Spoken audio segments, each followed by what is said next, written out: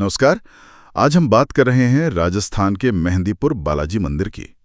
दिन में तो ये आस्था का केंद्र है, पर रात होते ही माहौल कुछ रहस्यमयी सा हो जाता है ना। हाँ, बिल्कुल। स्रोत भी यही बताते हैं कि वहाँ सिर्फ भगवान बालाजी की शक्ति ही नहीं, बल्कि कुछ अनदेखी कह सकते हैं दूसरी तरह की शक्तियाँ भी महसूस होती हैं। और आज हम एक खास अनुभव पर बात करेंगे, अर्जुन और राहुल की कहानी। ये कहानी सीधी जुड़ी है मंदिर के एक बहुत महत्वपूर्ण नियम से। हाँ, वो नियम जिसके बारे में सब जानते हैं जो वहाँ जाते हैं। तो हमारा मकसद है इस कहानी के जरिए मंदिर की मान्यताओं को समझना। सही। खासकर वो नियम कि पीछे मुड़कर नहीं देखना, और अगर कोई देख ले तो क्या होता है। अच्छा, चलिए इसे खोलते हैं। अर्जुन का परिवार वो काफी मुश्किलों से गुजर रहा था। हाँ, स्रोत बताते हैं कि घर में अजीब सी आवाजें आती थीं, लोग बेवजह बीमार पड़ रहे थे, मतलब एक नकारात्मक ऊर्जा का साया जैसा था। तो वो मदद के लिए मेहंदीपुर बालाजी पहुंचे। वहां पुजारियों ने पूजा पाठ बताया, सब किया, लेकिन एक चेतावनी वो सबसे अहम थी कि मंदिर से निकलते वक्त पीछे मुड़कर बिल्कुल मत देखना। बिल्कुल। और इसे बस ऐसे ही नहीं कहा गया था, जोर देकर समझाया गया था। और यहीं से कहानी में असल मोड़ आता है।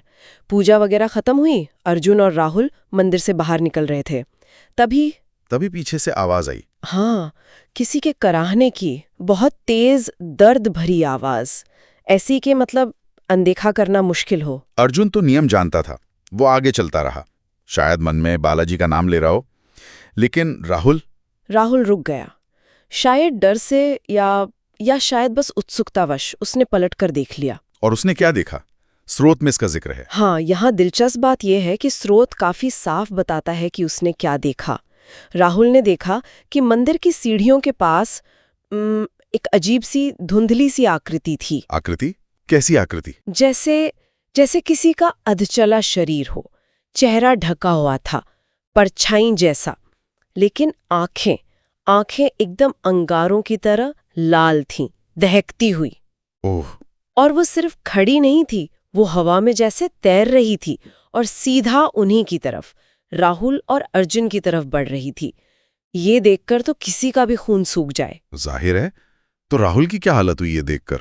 वो वहीं गिर पड़ा, जमीन पर बुरी तरह कांप रहा था और चिल्ला रहा था। क्या चिल्ला रहा था? वो मुझे छोड़ नहीं रही, उसने मुझे देख लिया है। आवाज में एकदम खौफ था, जैसे वो नियम तोड़ने का नतीजा वो तुरंत सामने आ गया हो। तो फिर पुजारियों ने कुछ किया, संभाला मामले को? हाँ, अर्जुन फौरन भागा, पुजारियों को बुलाकर लाया। और यहीं पर अगर हम इसे बड़ी तस्वीर से जोड़ें तो मंदिर की प्रक्रिया और बालाजी की शक्ति पर जो विश्वास है वो सामने आता है। ऐसे उन्होंने क्या किया? पुजारियों ने राहुल को उठाया, वापस मंदिर की सीढ़ियों पर लिटाया, फिर जोर जोर से घंटियां बजने लगीं, पवित्र जल छिड़का गया और बालाजी के मंत्रों का जाप शुरू हुआ, बहुत ऊंची आवाज में। माहौल एकदम बदल गया होगा। बिल्कुल, एक तरफ राहुल की वो हालत, दूसरी तरफ मंत्रों की गूंज, और फिर स्रोत के अनुसार मंत्रों के बीच में ही राहुल का शरीर अकड़ने लगा, बुरी तरह से अकड़ने लगा। हाँ, मतलब? हाँ, और उसकी अपनी आवाज चली गई। उसके मुंह से एक भारी डरावनी सी आवाज निकली। वो कह रही थी, ये मेरी कैद से बाहर नहीं जाएगा। बाप रे! तो ये माना गया कि वो कोई नकारात्मक शक्ति थी। हाँ, मान्यता तो यही है कि वो बुरी नजर या कोई प्रेत बाधा थी जो राहुल के जरिए बोल रही थी। लेकिन पुजारी रुके नहीं, वो और जोर से मंत्र पढ़ने लगे और धीरे धीरे वो आवाज बंद हो गई। राहुल का शरीर शांत हुआ और वो बेहोश सा हो गया। तो बालाजी की शक्ति ने काम किया, ऐसा माना गया। बिल्कुल, यही मान्यता है कि बालाजी के प्रताप के आगे वो शक्ति टिक नहीं पाई।